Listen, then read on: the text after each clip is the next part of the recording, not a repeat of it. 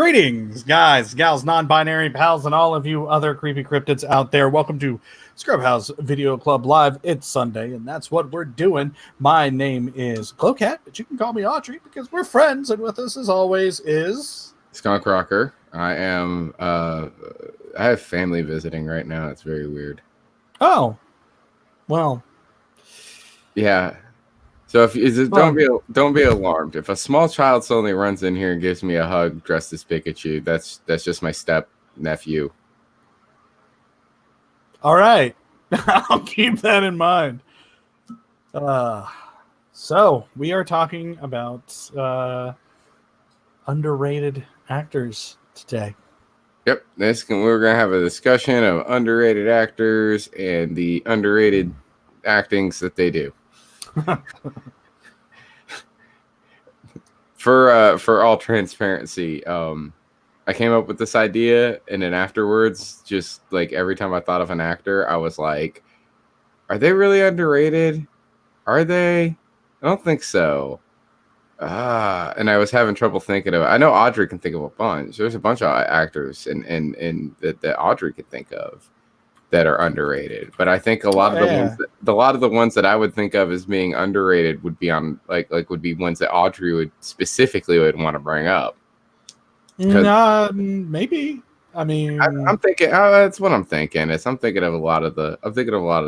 When I think of underrated actors, I think of a lot of the guys that you like, guys and gals that you like.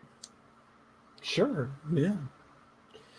So I'll let you start because I'm sure you've got one on the tip of your tongue. It's burning a hole in your brain if you don't get it out right now. No, I'll hold that one back. You're gonna hold him back? Yeah. You can't hold him back. I'll talk about Ted Pryor. We can do that. Ted Pryor is pretty underrated. Who's that? So Ted Pryor is the guy that was in a lot of the AIP films, the big action star. His brother is the one who founded AIP, directed most of the stuff from it. So you would probably know him from Deadly Prey or The Final Sanction, Raw Justice. He's pretty much the main character. He actually plays the character of Blow in Surf Nazis Must Die. He's a pretty good actor. He was a pretty decent action actor. Like, that's what he did. His brother knew where to cast him, how to cast him. And they made a lot of money off of that. But once AIP kind of died, his career died. That's just what ended up happening. So yeah, just make it real easy. Ted Pryor, that guy from Deadly Prey. I'm sure people have seen Deadly Prey. It's notorious. Yeah, I mean, I know the film. Still don't know the actor, but I mean that's part of the point of this. They're underrated. We don't know who they are. Absolutely. Yeah. I've got one. It's a bit weird because I feel, again, it's another one that I feel like he's underrated. He's not, when he is used, he's used well. Right? When he is used, he's used well. When he isn't used, it's like, hey, you guys should use this dude. Like, why are you not using this guy? You know what I mean? And it's Robert Russler. I think his, I don't know by name. Well, I think his biggest well-known role was playing Grady in Nightmare on Elm Street 2, or Richard Lawson in Sometimes They Come Back. He was Max in Weird Science. Yeah, he's a guy who, I mean, he's been in a lot of stuff. I mean, he was one of the main characters on Babylon 5. He did a lot of guest spots on a lot of TV shows like Dragnet and Star Trek Enterprise, stuff like that. He was in a movie called Ration. I don't know if I know this movie. It's a skater movie. Yeah, two skateboarding gangs battle each other over supremacy, and a member of one gang falls in love with the sister of the rival. So it's sort of like Romeo and Juliet on skateboards. Josh in the 1980s. Brolin is the main character. Brolin's the main character. Josh Okay. Brolin is the main character. Yeah, it's from I'm 1986. guessing that Robert Russler is going to play the bad guy.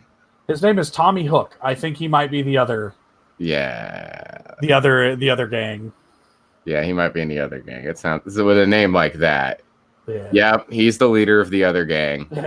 I don't know about this movie, but hey, that just made me just put a movie on my radar. Here's the thing about Robert Russler is whenever he's in a role, he knocks it out of the park. He goes 110%, does a great job, and yet, I mean, he's not been in major. Like I said, the biggest film, his most famous role is probably Sometimes They Come Back. His biggest film is probably Nightmare on Elm Street 2. You know, I mean, the guy is, and then like his biggest TV role, Babylon 5. But he's never really he's never had like that breakout, you know. He should have been in a lot more stuff. He was in Wing Commander 4. He was. I mean, yeah. I mean, he was in a video game. Oh, wow. He was in one of those straight-to-video Amityville sequels. Those things are actually really cool. Like, a lot of people totally forget that they exist. They're very weird. But they're very strange movies. Yeah. So he's a guy that I really feel like, yeah, he should have gotten more roles. He should have been a bigger actor. He really should have been. I mean, and I say that like he's dead. I mean, the guy's still acting, but he hasn't acted in a few years, you know? He is playing Tom Lowe in Jacob's Wife. Just completed. Comes out this year. So he's still acting. See? He's still going. Yeah. It just doesn't have a role in a few. It's probably his newest role was that one right there. Oh, wow. He was he was the main character in that terrible Blood Feast remake. I didn't even know that. Yeah. Yeah, this movie shouldn't exist. And he is the main character in this movie. Herschel Gordon Lewis is actually That's not even on his Wikipedia. It must be on his IMDb only for some reason. Yeah, he was in the Yeah, his IMDb's got a few more credits than his Wikipedia does for some reason. I don't know why that is. There are certain movies in this world that just have no place of being remade. That would be one of them. And that is one of them. Even though they got Herschel Gordon Lewis in it, it's like Blood Feast technically already has been remade, and like that's Blood Diner is pretty much Blood Feast, just a little bit different. And it kind of that's the end all be all. You don't need to move on from there. It's like The Blob. Don't remake The Blob again. They did that once and it was fantastic. Yes, but don't do it again. Yeah, they don't need to do that again. So you got another actor? We could talk about the best of his. The best of his. Yeah, we can talk about Joe. Joe Estevez. He's definitely underrated. But I think a big reason why is because he doesn't want to. He doesn't want to be a major name. He doesn't care. So he has a goal. Yeah. And his goal is to be in more independent films than anyone ever. He wants to be the actor in the most independent films that he can be in history. And he has 300 acting credits under his belt. Yeah. That being said, Robert Zadar, who is somebody that we'll probably bring up later, has more acting credits, but they're like best friends. I'll lump them together. Fuck it. Joe Estevez and Robert Zadar both. Yeah. Zadar can't make more movies, unfortunately, because he has passed away. But Joe is still working. Yeah, and the thing is that, I mean, his first role was basically being like a double for his brother Martin Sheen. And then from then he just was like, he wanted to come in and he was doing weird films. He started out with weird films and just kept it going. And he was like, you know what? This is what I like. This is what I want to do. And he never went outside of that. He's always done that sort of weird stuff. And he's that good of an actor that he could have been as big as his brother or his brother's kids. I mean, I think he can act better than his brother can. I think he has more range. The issue with Joe, and a thing that really you'll notice in like some of his 90s work and like late 80s work, is Joe has a very specific look to him And people always like to cast him as the bad guy, the businessman bad guy. For whatever reason, that's what Joe's like bread and butter was in the 90s, like the smarmy, evil businessman. And I mean, I think that kind of pigeonholed him a bit, like it typecast him. And he just started getting like parts like that over and over and over. And I feel like Joe is the type of person who'll just take whatever role he can get. He doesn't seem like he gives a shit. He was in Roller Gator. Yeah. So like it seems like if you have enough money and you hand him that money, he's going to be in your movie. That's not a bad thing. That's a good thing, because anything that he is in, even if it is a terrible movie, he is the best part of that movie. Case in point, Soul Taker that's playing back here is a terrible piece of shit. This movie would be considered foul in almost every aspect if it wasn't for Joe Estevez's specific performance that elevates this movie. That he's the reason you watch Soul Taker. Yeah, and by the way, we want to point out we love Soul Taker, but he's the reason why we love Soul Taker. Yeah. Robert Zadar's in this too. Yeah. Every scene that doesn't have him or Robert Zadar in it, you're just kind of like. And there's that one fucking creepy ass kid who was also in a. He starred right next to Robert Russler because he was in Sometimes They Come Back. He was also in Soul Taker, and that kid was annoying as piss. I hated him. And he is annoying as fuck, but everybody else in that movie was just kind of And then Joe Estevez and Robert Zadar would appear, and he'd be like, "All right, the Soul Takers are here, and they're badass and they're cool. We want to watch more of those guys. We want to see a whole movie." Well, they're weirdly like. I think the way that they talk and the way that they hold themselves, it's what makes it interesting, because they're these people that hold your soul. They take your souls. They're pretty much the Grim Reaper, but they're very relaxed and almost lethargic in the way that they deliver their lines, which was a very, very odd choice, but a good one. You know? Yeah.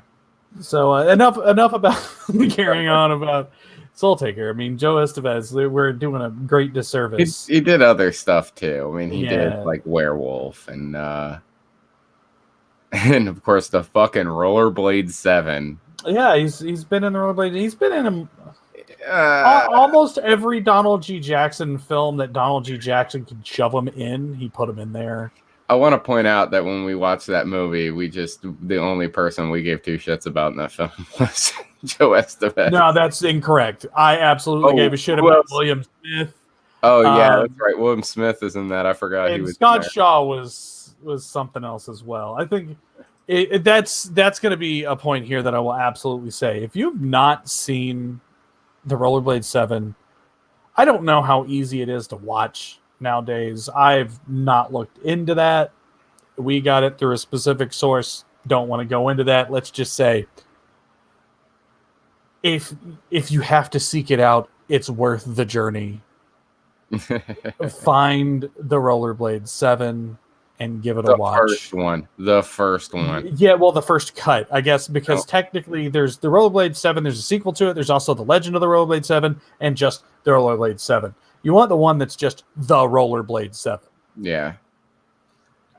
I guess Legend would be fine if you didn't watch them back to back, because it does add more stuff in. Yeah, it's weird. So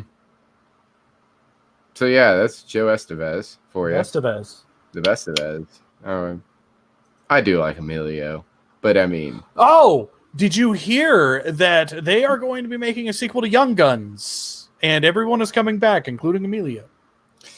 You know, I forgot to put up the thing that says tonight's topic. Oh, fuck it. Whatever. We're already talking. Who cares? Well, I do. I like these things. They're doing things right. Now, I'm glad that he's coming back for that. That would be cool. Yeah, I wonder if they're going to call it like Old Guns, which it would make sense. They've gotten to the point that they're older now, and that would be a good, catchy title. Call it something like Old Guns. Just make it, this is where they are. The world has changed, obviously. It's not the Wild West anymore. We're moving into possibly like the industrial age. It'll be the age of the railroad. Yeah, he'll be older. Yeah. So, it could be good. Could be real good. Could also be shite. I don't know. I'm wondering how that new Top Gun is. Is it out? I haven't heard anything about it. Yeah, there's a new Top Gun. I like that they're resurrecting series, and instead of remaking it, they're just giving us new ones. Which, that's a good trend. So I want to bring up Sean Whalen. Ah, yes. Sean Whalen, of course, his most famous role is playing Roach in The People Under the Stairs, but the man has been in a ton of stuff. I mean, he's one of those background actors, and it's just like, I think Twister might have been his biggest role. I think Twister's the biggest film he's been in. But Roach is like, when you think of Sean Whalen, everybody thinks of Roach. They don't think of Alan's kind of a background character. Like, he doesn't really do a whole lot. Out of the team of people in Twister, you think of Philip Seymour Hoffman before you think of anybody else that isn't a main character. Okay. That's not, fair enough. That's not I forget her name. I can picture her face, but I can't remember her name. Is it Jennifer Aniston? Helen Hunt. Helen Hunt, thank you. Helen Hunt and of course Bill. Bill Paxton. Bill Paxton. I wanted to say Mosley. I knew it was wrong. That would have been a better casting choice. Not that Twister is a bad film. Actually, no, I'll say Twister. There's some weird plot lines in Twister that I don't understand, like why they're in Twister, but it's a good film. It's a good film. But yeah, Sean Whalen has been in a lot of shit. He's one of our actual Scrubhaus Video Club favorites. Been in a lot of random stuff. He's in very Scrubhaus movies. You know, The People Under the Stairs. You have Tammy and the T-Rex, Waterworld, Jury Duty, The Cable Guy. You know, he was in Laid to Rest. He was one of the main characters in Laid to Rest. Yes, one of the Hatchets. He's one of the Hatchets. Yeah. Idle Hands. He was in Idle Hands. He shows up in a lot of Scrubhaus films. Jury Duty was the one that caught us off guard. I forgot that he was in it because I remember him being in it, and then we watched it, and I was like, "Holy shit!" It's weird because like Sean Whalen is a character actor, and I feel that at some point his name is going to be recognized. But for the longest time, people didn't know Steve Buscemi's name, and I really draw parallels between the two of them. They're both very odd in their look, and they played character actors. They just got to claw their way to the top. That's what Buscemi did. Sean Whalen will be there at some point, I think. The thing about it is that Sean's been around since the 80s, the 90s, early 90s. Yeah, he's been around since literally 1990 was his first role in the Ferris Bueller TV series. He was in one episode of that. Yeah, that was a movie. He got his breakout role was in People Under the Stairs.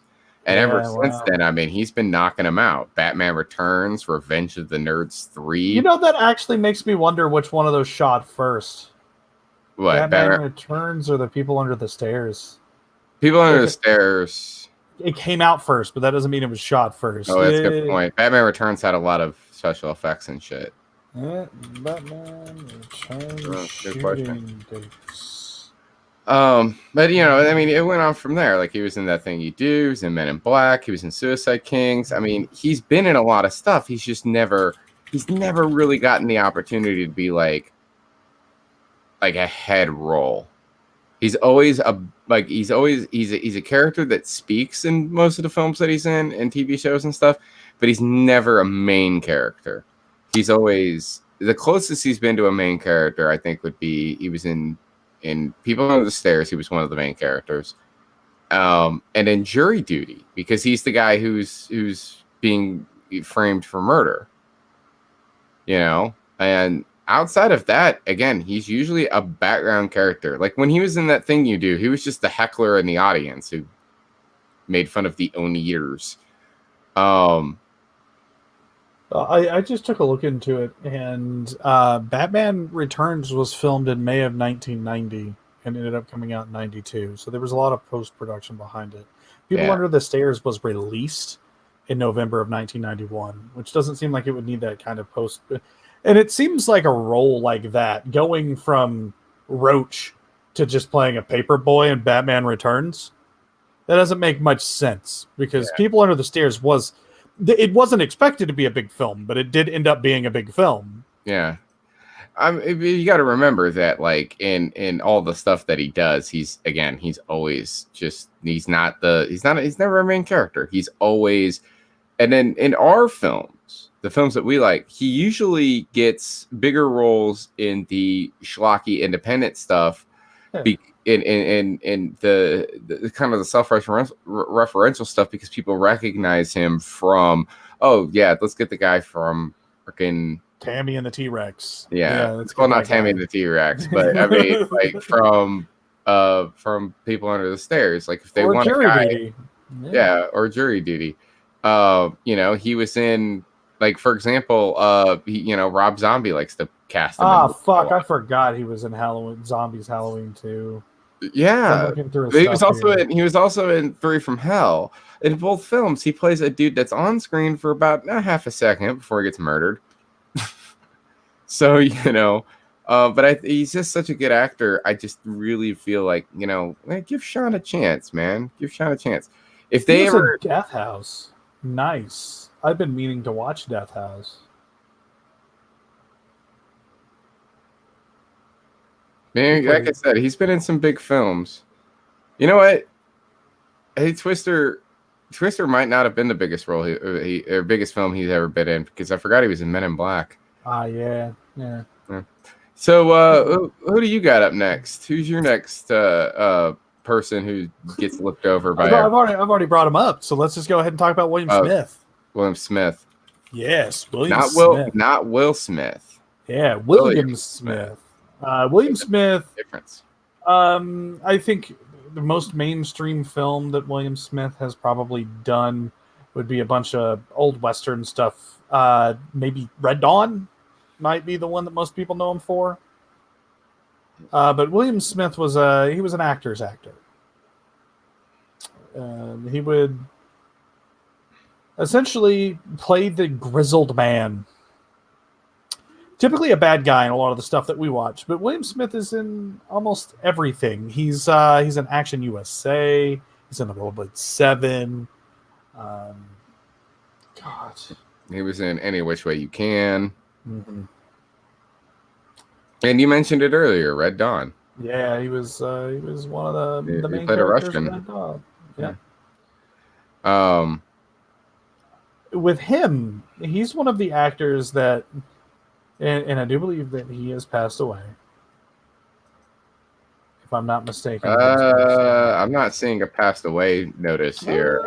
William Smith might still be alive. He is in something that came out in 2020, so he is alive. He just took a break from acting, apparently. He's probably really old. He has to be really old. He was born in 1933. So William Smith is getting up there. But he's probably been in a bunch of shit that, like, your parents like. Again, Any Which Way You Can. Laredo. Shit like that. But, yeah. I would say go ahead and give his body work a check out there, because you'll be surprised. Just hit up his IMDb and take a look through some of the shit there. He was in like Pictures Uncle Sam. He was in an episode of Walker, Texas Ranger. Return of the Rollerblade 7. Legend of the Rollerblade 7. The Rollerblade 7, because... Yeah. He was also in The Final Sanction, talking about Ted Pryor earlier. Bringing that up again. Hollywood Cop, he was in that. So if anyone is familiar with Hollywood Cop, it's the prototype for Samurai Cop. The guy who made Samurai Cop made it pretty much twice. He made it. It didn't do so well. He then remade it as Samurai Cop and instead gave the guy a samurai sword and made him a cute guy with long hair instead of a standard action star. That was his whole idea, to try to sell the same movie. Again, he wanted to be known as an action director, and that's how Samurai Cop came to be. Technically, Hollywood Cop is a better movie because it's not as bad as Samurai Cop, because Hollywood Cop is just it's a movie. You watch it and you're like, okay, that was pretty decent as an action film. Samurai Cop, you watch it and you love it because it's fucking terrible. And it's one of those movies that's so bad it's good. Oh yeah, definitely. Samurai Cop. We had a lot of fun with that film. Yeah, I like movies we can have fun with. Um, yeah, he was also in Maniac Cop. Forgot Was about he? that. Yeah, I didn't know that. yeah, he was the captain in Yeah. Maniac Cop. Yeah. I mean, well, he is buddies with Robert Zedar. It makes sense. Yeah. Um, Well, Maniac Cop was kind of the movie that really was Robert Zadar's breakout anyway. Not that Robert Zadar ever broke out. It's just the movie that he's probably most famous for, to be honest with you. The one that like most mainstream people would know. I think Samurai Cop is the movie. If you're like an underground movie nerd like we yeah. are, you would know Robert Zadar from that, or maybe I think that the general public would probably know Robert Zedar mostly from Maniac Cop, yeah. and then following that, probably Samurai Cop. I mean, that's the thing about Robert Zadar is Robert Zadar. You know him when you see him, though. Yeah. You know him when you see him. Robert Zadar, because of what was that genetic condition that he had? Cherubism or something along those lines. Cherubism, yeah, where he, his skull, his jaw bones were huge, and it gave him that impressive, magnificent chin of his. But I mean, he was still like, he didn't let that slow him down. It gave him a unique look, and he was an amazing actor general. So it just worked. It was also really crazy because, like, if you watch something like Samurai Cop, specifically, and he has the beard, you can't tell that he has a gigantic face. Yeah. And because of that, he looks relatively. It's weird for Robert Zadar to look normal, but it's also it's kind of cool. But I mean, his face is what he got known for. He was in so much stuff. Oh no, he only had 120 acting credits. I thought that he had gotten more. Now I've seen films of Robert Zadar where he's just had a mustache before. There's one in particular where he had a really goofy looking mustache, but I can't remember which one it was.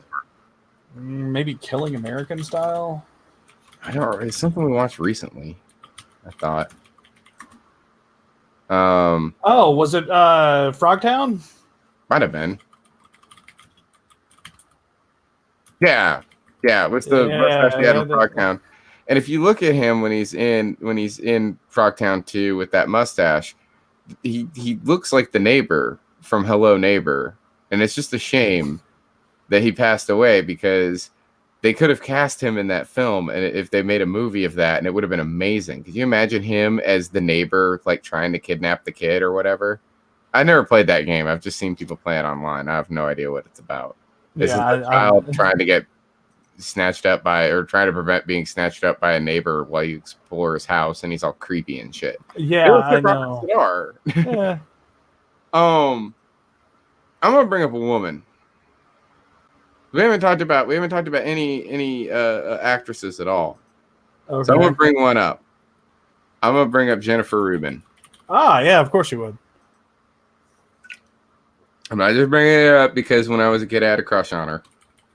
Sure. But I do want to point out that, like, I don't feel like she ever got a fair shake either. I think the biggest film that she was ever in was The fucking Doors.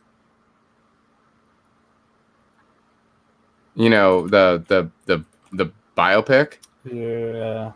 I mean, outside of that, her biggest roles were Crush, Screamers, and Nightmare on Elm Street 3, which was her first film. Some of the other films that she did were things like Plump Fiction.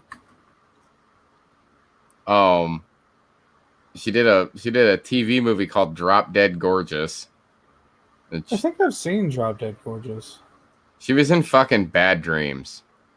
Or Bad Dreams. I don't know what that is. You don't remember Bad Dreams? That was that 80s. It was a weird ass 80s film about the person who was in a suicide cult, right? And she plays the main character in that film. She's in a suicide cult. She survives, right? She wakes up. She was in a coma in a psychiatric ward, and then all the other patients just start getting murdered in the psychiatric ward. And it's got she's in it, and let's see, Bruce Abbott's in it, Richard Lynch, Dean Cameron. It's a weird fucking movie. Yeah, I've never seen it. I'll have to give it a go. I kind of like I'll Bruce Abbott he has a special place in my heart, and I like to watch things with Bruce Abbott in it. Mm-hmm. Even if it's really hard for me not to see him as Dean Halsey. But that was the reason why I thought you'd seen it. He plays a doctor. No, I haven't. He plays her doctor. He's Dr. Alex Carmen. He's the doctor in the film. So it's like you watch it. He plays a good doctor. Yeah, animator. Yeah. That's one of her few like starring roles was in that film. That's very strange. Like starring as in like she's the main character, you know. Yeah. She really doesn't get a whole lot of that, and I feel like especially because she just always gets put into like she's a bit typecast, so she gets put into weird thrillers and horror films the whole entire time. Yeah. And I think she could do better, you know. Yeah. So I can actually say in this situation, my next pick would be in the same boat. Yeah. Boat. Like I'm just gonna go ahead and say who I'm gonna bring up. But sure, go for it. No, I mean with Jennifer, that's all I had to say about Jennifer. If you, I some of these films I'm looking at and I'm like, I've never seen it, but I know if I click on it and this is such an independent film that the trailer is, or not the trailer, the poster is just a picture of a dude's face, and then the title of the movie is just white text on the photograph. I mean, there's no effort put into that whatsoever. That's how independent that film is. Hey, Jennifer Rubin was in there's a movie here called Plump Fiction. It's a parody of Pulp Fiction and other like Tarantino style, crime drama films, right? And she plays a character in here called Candy Kane. I don't think she's not the main character, by the way. She's not. She was in an Asylum Transformers knockoff. Dude, that's fucking great. Which is great because she was already in a Transformers knockoff. It was called Screamers.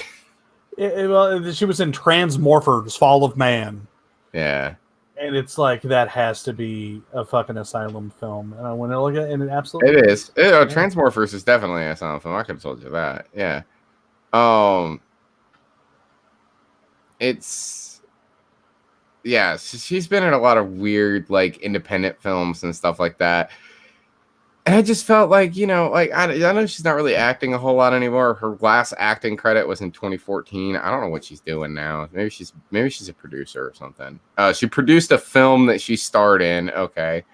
Yeah, and then it's just been Nightmare on Elm Street stuff. Oh, she was in a Chris Isaac music video, apparently. Oh, boy.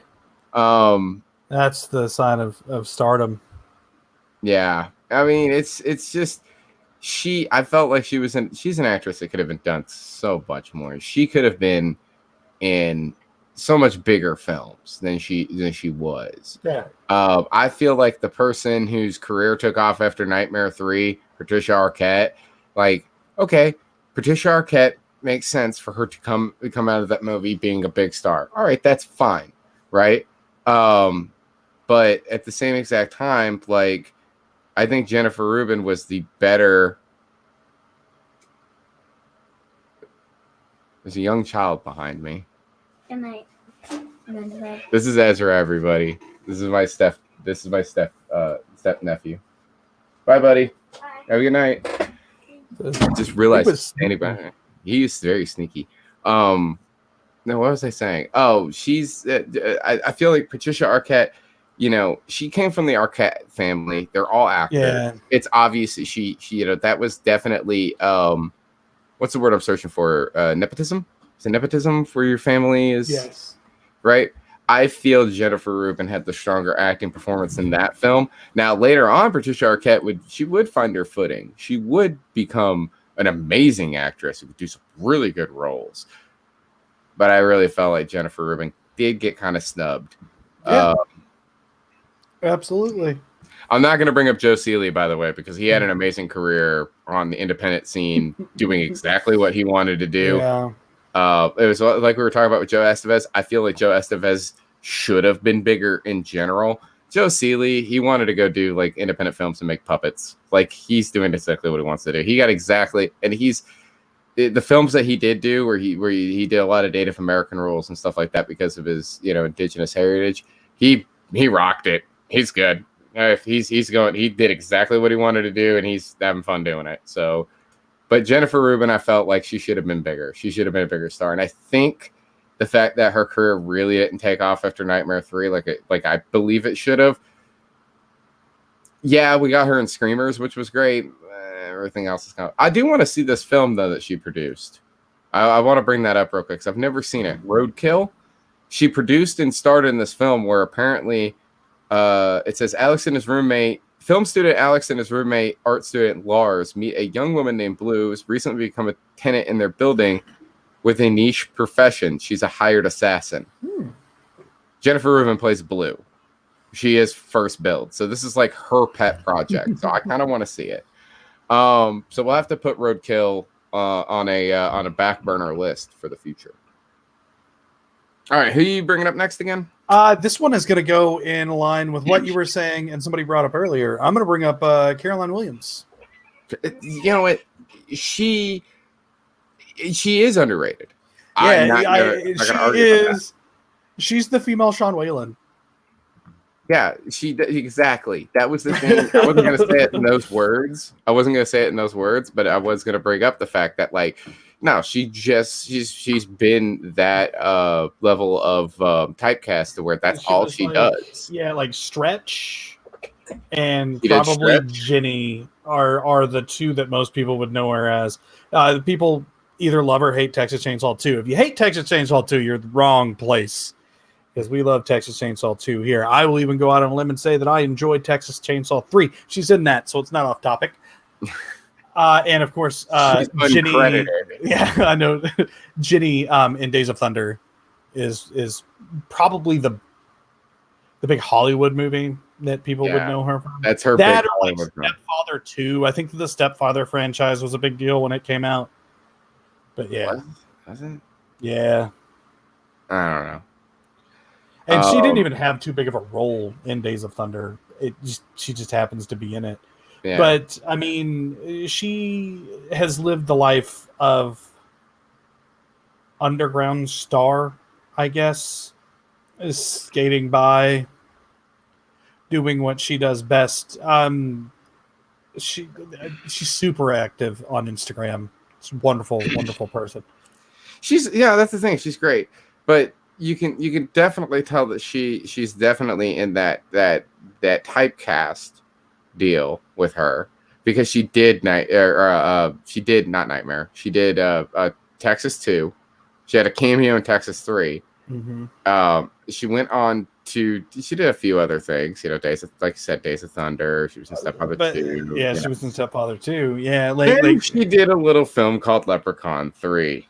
Yeah, and it's just downhill since then. I think she's done a bunch of TV movies and shows and stuff like that, but her major films that she's done have been things like Halloween 2, the Rob Zombie one, and what else? She was in Hatchet 3 with Sean Whalen. She was in both of those movies with Sean Whalen. Yeah, she was in Seed 2. She was in Sharknado 4. She was in the Blood Feast remake. She was in a film called Slayer the Repentless Killology, where she played the Nazi mom.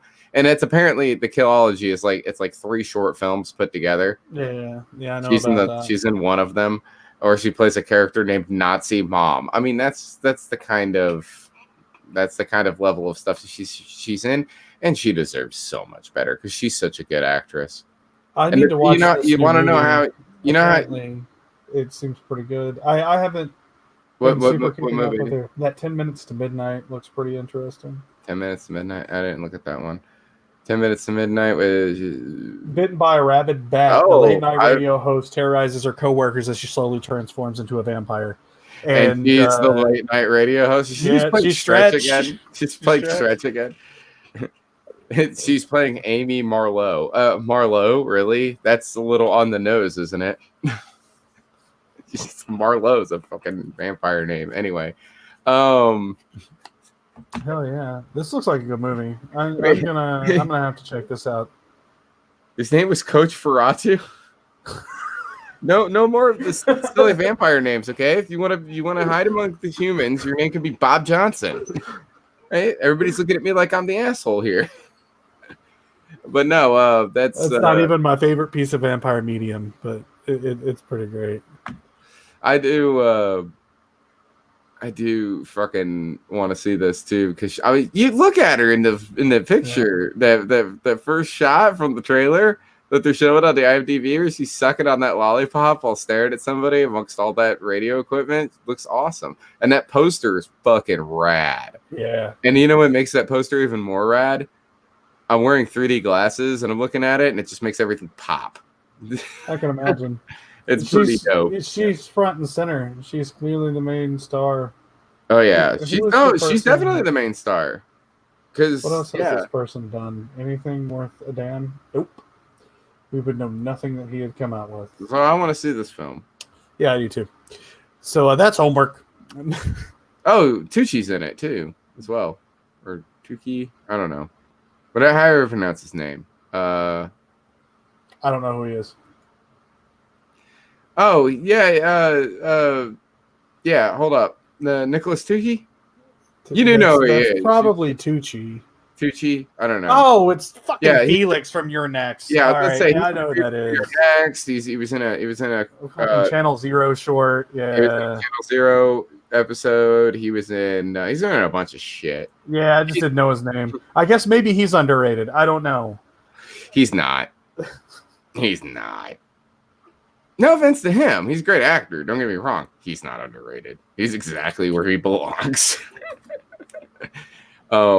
He you know what? He can keep what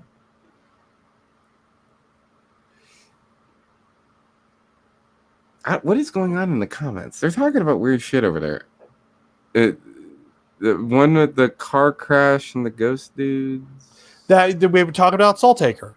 Oh, that was a comment about Soul Taker, and then Emilio Estevez got brought up. Dan is wondering if he's talking about the Wraith. No, he's talking about the Wraith. With Joe Estevez and Robert Zadar. Yes, not the Wraith with Charlie Sheen. That's a different Estevez. That's a different Estevez. Both Estevez movies, to be clear. I'm going to bring up Chad Danella. I will know who that is by name. Yes, you know the actor for sure, because he was in Disturbing Behavior. He played UV, the albino kid. Okay. He's also he was also in Final Destination. He played Todd, and he was in I think his next biggest film after that would have been he was in Saw the Final Chapter, where he played the really sexist cop who just kept saying weird things to Jill. He kept saying weird things to Jill Toxer's, being like, "You're crazier than a bag of cats. You're crazy, dude. You were crazy the first time I looked at you, crazy." Which was not a point in his favor. I really feel like that film was a bad script. And really, when you think about it, a good actor should be able to take a bad script and work with it. He was in The Long Kiss Goodnight. He was in The Long Kiss Goodnight. He was. It's a little bit of a meme. A little bit of a meme between us. We're going to watch that movie, I swear to God. He was in the Taken TV miniseries and then upgraded to being in the Taken 3 movie. Yeah, he was in Taken 3. He was in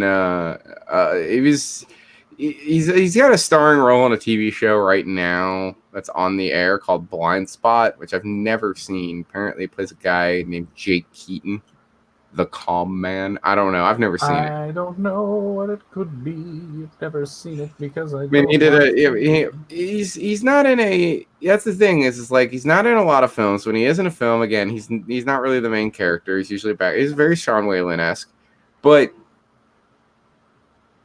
him doing like each time that he acts, he plays a different character, and he plays them so well that they're unique from each other to the point where if you weren't looking at his IMDb, you wouldn't know it was Chad Danella. You wouldn't know it was the same fucking guy. Saw the final chapter, and I remember seeing that cop and going like, damn, that dude looks familiar. And I did the same thing when I watched Final Destination. I was like, huh, Alex's friend looks familiar. But I never would have put two and two together if they were the same fucking guy, because he's UV is a completely different character from Todd. It's a completely different character from Officer Gibson, or Detective Gibson, or whatever the fuck he was in that movie. That movie sucked. Everything else that he did was badass, though. And yeah, no, I do want to see The Long Kiss Goodnight. We will see that movie at some point. At some point, I'm just going to put The Long Kiss Goodnight on a list 5 times, so we have to watch it. To watch it twice. Veto it, and then we'll have to watch it because it moves on to the next one. Hey, you might not get veto this year. I still have a veto. You have a veto up until, and we've already decided up until what we're going to watch up until the Scrubhaversary. We already know what we're watching for those nights. The Scrubhaversary is going to be interesting this year. And by the way, if you want to get involved in the Scrubhaversary, you should join our Discord. It's in the links below. If you're watching on YouTube or Facebook, I don't know what Twitch does with our thing when we do Twitch, but it becomes a VOD. I know, but I don't know if it lists all the stuff I put in the stream. Anyway, it don't matter. Not. I got one more. How many do you have? None. If we're 47 minutes in, I figured we were done with that. We'd talk about some news and then do some audience questions. Sure. Fine. Yeah. Bruce Spence isn't that much of an underrated actor anyway. Pop culture news. You got anything? No. Okay, cool. Questions from the audience. I was going to use that time to gush about a film that I watched. I figured I'd give a little mini review here. Do you want to talk about Psycho Goreman? I want to talk about Psycho Goreman. You've been obsessed with this film. I haven't watched it yet. Psycho Goreman is probably going to be my film of the year. I'm calling that now. It's January. It's going to be really hard to beat it, though, because it's everything that I love about Astron without Astron. It's still made by Steve, and it still has Adam Brooks in it. So if you know anything about the Astron films, The Void. Well, I guess that's technically not an Astron. Let's see, Father's Day. And there's Father's Day. What was it? Cyborg? Manborg. BioCop was the one that never came out that we all wanted. You need to watch Psycho Goreman. Keep saying that. Stop saying it. I get it. I need to watch Psycho Goreman. Psycho Goreman is an over the top telling of alien. Apparently, demon was essentially sealed in the earth. Little girl is a holy terror. Digs up this. Takes the gym. The gym controls the Psycho Goreman, and a bunch of murderous, awesome things happen. It's like one of those weird 80s kids films. That's the feeling that I get. Like, it kind of reminds me of Monster Squad in the way where they make friends with Frankenstein's monster. So it kind of has that aspect to it. It has a very like shot on video like feel as well, mixed with that, as well as maybe it's very Gwar. And all of that is slammed together with a sense of humor that if you've ever seen something like Father's Day or Manborg or The Editor or The Void, if you've seen any of those movies, you'll know that there's this very specific sense of humor, and it wraps itself up in this film as well. So Psycho Goreman, I'm calling it currently as my film of the year. It's only January. It's going to be really hard to knock it down. We do have some contenders this year that could do that as long as they actually come out. I have high hopes for Candyman. So Candyman might be the film that does it. But I've been looking forward to Psycho Goreman for like 2 years.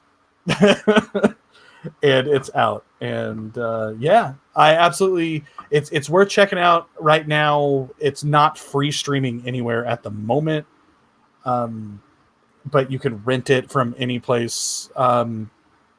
Actually, if you have a local independent theater, a lot of those places have ways that you can rent video on demand through them, and it helps support them. Like here in Knoxville, Central Cinema has that. So if you have the ability to do that, I recommend it. Support your local theater and watch yourself a damn good movie. If that isn't your bag, just wait. We know that it's because it's produced by Shudder. It's going to hit Shudder in late March. So if you can wait a couple months, you can watch it for free on Shudder. Well, $5.99 for Shudder or $4.99 for Shudder, but you should have Shudder. It doesn't make sense to not have Shudder. It's super cheap. You won't even notice $5 gone, and you can watch any great horror movie or series that you can think of. The shit, wonderful. I know a couple of films you're excited for this year. Yes, you're excited for Godzilla versus Kong. I'm fucking hyped for Godzilla versus Kong, but I don't think that it's going to be better than Psycho Goreman. I want to say you are excited for Afterlife, Ghostbusters Afterlife. I kind of want to see it. I'm a big Ghostbusters fan, but I mean, it's branching off of Ghostbusters 2, not the remake. Yeah, but it's a bunch of kids finding the stuff, and like it's not going to be a traditional Ghostbusters movie. So we'll see. I like Ghostbusters because what Ghostbusters is and the way that the comedy is in Ghostbusters. If they can deliver that in Ghostbusters Afterlife, then it'll be a good movie regardless of subject matter. I just think the subject matter puts it on pretty shaky ground for me right now. We'll see. Now, of course, there's a new Purge movie. Yeah, I'm not excited for that. I am excited for Purge. I love Purge. Kilroy is here. It's supposed to come out this year. Oh, yeah. The new Mortal Kombat movie. I am excited for that. That is a movie that I do not think it's going to be better than Psycho Goreman. Nobody is coming out this year, and I'm very excited for that. You haven't seen the trailer for Nobody? Oh, fuck, dude. Oh, wait, yes, no, I have. That's the one with. It's basically Bob Odenkirk. Yeah, Bob Odenkirk. It's from the creators of I think if I remember correctly, it's from the creators of like Crank and like Happy. So it's gonna be that style of film where he just like goes through and just beats the shit out of people for an hour. Oh no, it's not Crank. It's Hardcore Henry. It's the guy who made Hardcore Henry. Okay, yeah. It's still gonna be good. It's fucking awesome looking so far. Hold on. That trailer looks fucking badass. The guy who wrote John Wick and the guy who directed Hardcore Henry. So that's probably gonna be pretty good. All I remember about it is that the RZA and Bob Odenkirk were making a movie together. And Willy's Wonderland is coming out, and it looks. I'm excited for that. Interesting. Fucking Five Nights at Freddy's, whatever. I don't really give a shit, but it's a movie. It's a movie where you get to see Nicolas Cage out. It's very Mandy in its presentation, and I'm excited to see it. Watch it turn out to be a stealth sequel to fucking Mandy. Watch it turn out to be that. Nah, that'd be weird. That would be fucking weird. But he does look like the guy from Mandy, doesn't he? He looks. He looks like Nicolas Cage. No, I mean like he doesn't look like Nicolas Cage in a Nicolas Cage movie. He looks like Mandy. He looks like Nicolas Cage from Mandy specifically. So, and it has the same aesthetic. But yeah, Halloween Kills is also coming out this year. We'll see how that goes. I want it. Okay. I want it to be good. I really don't think they can strike. I don't think lightning can strike the same place twice. I don't think that Halloween, the last one, was great. I have some problems with it. And maybe at some point we can sit down and have a discussion like with our audience here about how we feel about specific films, because that's not a thing that we've done before. And I'll go into discussions there. Maybe we can debate back and forth. I don't give a shit. But if we had a more, no offense, y'all, if we had a more active audience during the show who would comment more often on things, I would feel comfortable with doing this entire episode is done by the viewers. They suggest things that we talk about and we just go. I would feel more comfortable. Right now we only have 4 viewers and 3 of them have commented. And earlier when we started the show, we had 0. Then it became 1. Then it went to 0 again. Then it became 2. People be creeping in. It doesn't matter. Yeah, We're doing this for fun. If they were active the entire time, I would do that. I would do an episode where it's like, you tell us what movies do you want us to talk about. We talk about them. Yeah, but we don't have enough people for that. Yeah. I don't know. I think we could still do it. Is there any questions from the audience? Like last time, I doubt it, but every time we ask, we never have any questions from the audience. So, but this last few minutes is going to be to y'all if you have anything. And while we're waiting on that,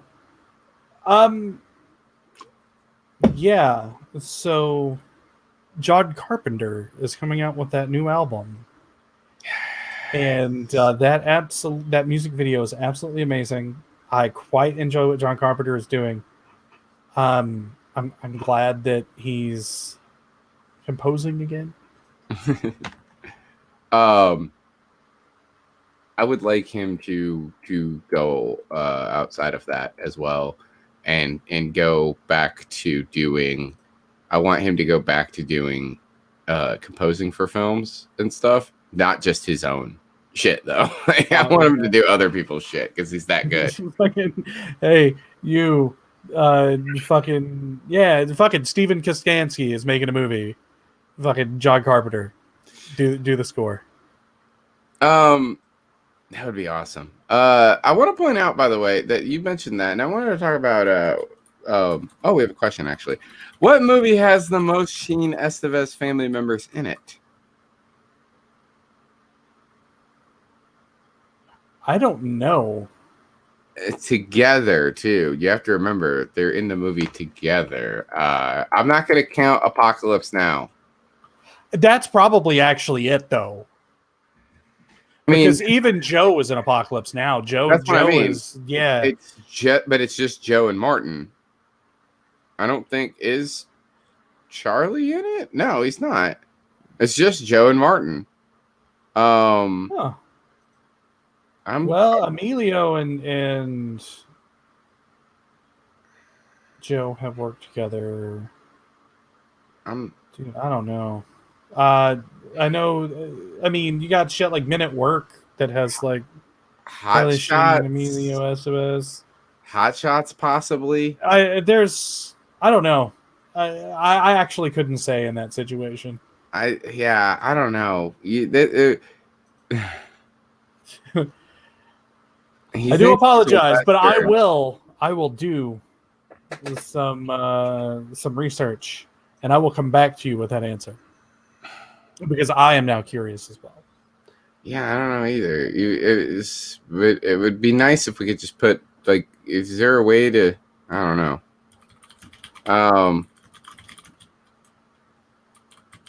It could be Young Guns because it's got Emilio in it, but I don't think Martin and neither Martin or Charlie are in Young Guns, are they? The Young Guns is the one with Emilio, right? Yes. Yeah, I don't fucking. No, yeah, Emilio and Charlie are both in Young Guns. So if we don't count Apocalypse Now, then yeah, it's fucking Young Guns. That's fucking weird. We just need to agree that the best of us is Joe. Yeah, it's Joe Estevez. It's the best one. You've never seen Young Guns? Dan, you'd love Young Guns. Ramon isn't bad either. I don't think anybody ever brings up Ramon. Huh? Ramon? Ramon? Yeah. What's Ramon? Ramon Estevez. It's Martin Sheen's being the son of Martin Sheen. He's Martin Sheen's son. He's been in some stuff like Alligator 2, The Mutation. Wait. You say he's the son of... Okay. Martin. He's... Okay, yeah, well, that would make him Emilio and Charlie's brother. Charlie's brother, yeah. And then there's Renee, but I don't think Renee's acted with any of her family at the same exact time. And neither is Ramon. As I'm looking at his very small filmography, he's never worked. Well, no, he was in Cadence. So he was in Cadence with Charlie, apparently. Yeah. Or was he in Cadence with Charlie, playing Charlie's fucking? Let's see. No, he plays a different person. Okay, it's Cadence. It has to be Cadence because Cadence has 3 of the Estevez family in there: Charlie, Martin, and Ramon. Boom. It's Cadence. I solved the mystery. I forgot about Cadence because I like Cadence. Charlie Sheen gets the fucking 8-ball tattoos on the back of his hand. Yeah. He gets put in fucking military prison because of it. Cadence is a good film. How many Sheen Estevezes were in The West Wing? That's not a movie. Yeah. Sure. I'm thinking right now, just based off of this, that it has to be Cadence because it's the only one that has 3 so far. Holy shit. Unless there has to be another one. I'm sure that there's a film that has like all of them. I'm sure it exists. I'm going to have to look for it. But I'm sure that there's a film that has 4 or 5 Sheen / Estevezes in it. I mean,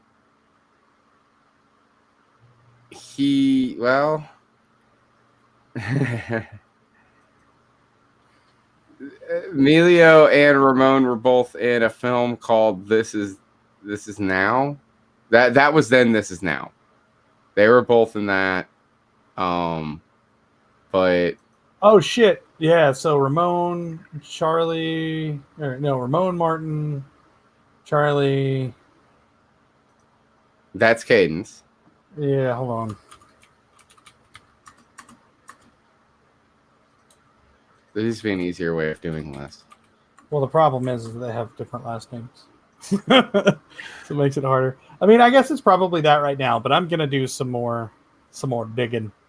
I'm sure there's a movie that has Charlie, Joe, and Emilio in it. Probably Martin as well.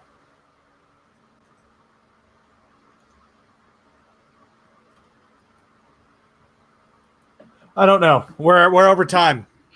I just want to look at something real quick. I'm curious if Renee has ever acted with any of her family members. And so far, I'm saying no, but I haven't looked at all these movies yet. I don't think she has. I don't think she's been in any films with any of her. It's weird that they stay so separate about it because they're all part of the same family. But you know what? I just found another one that has 3 of the 4, but doesn't have the 4th. Renee is in a film with Martin and Emilio called The War at Home. I remember. So again, we're in 3. So The War at Home and Cadence are currently tied. I want to drop the subjects. We're 4 minutes over time. We will, you know what, Dan? We will figure out the answer to your question. Maybe we'll have it ready for you next week. Well, next week is going to be different. Oh, God, yeah, that's right. I forgot. Next week, we are not going to do a standard Scrubhaus Video Club Live. Next week is the Royal Rumble, which is a professional wrestling event that we watch every single year. That happens to fall on a Sunday because all WWE pay-per-views are on a Sunday, and it starts at 8 p.m., which is when we start our show. Therefore, we will be watching the Royal Rumble. Now, we cannot broadcast the Royal Rumble here, but we will be watching the Royal Rumble and commenting on what we see. So if you want to watch the Royal Rumble and watch our video stream along with the Royal Rumble, awesome. Might be a little behind, but you know. And if you want to watch live with us, you could join the Discord and we'll all talk about it together. You can be part of our StreamYard. It'll be fun. You could be in here with us watching the Royal Rumble as a group, because that's what we're going to be doing. So, with all that said, you have this weird look on your face. I just like making weird faces. I thought for a minute that you found the movie that has 4 Estevez family members. Well, yeah, I'm. Well, I think we need to make like a banana and split. What do you say? Sure. Good night. Goodbye, everybody. Goodbye. Bye. Have a wonderful time.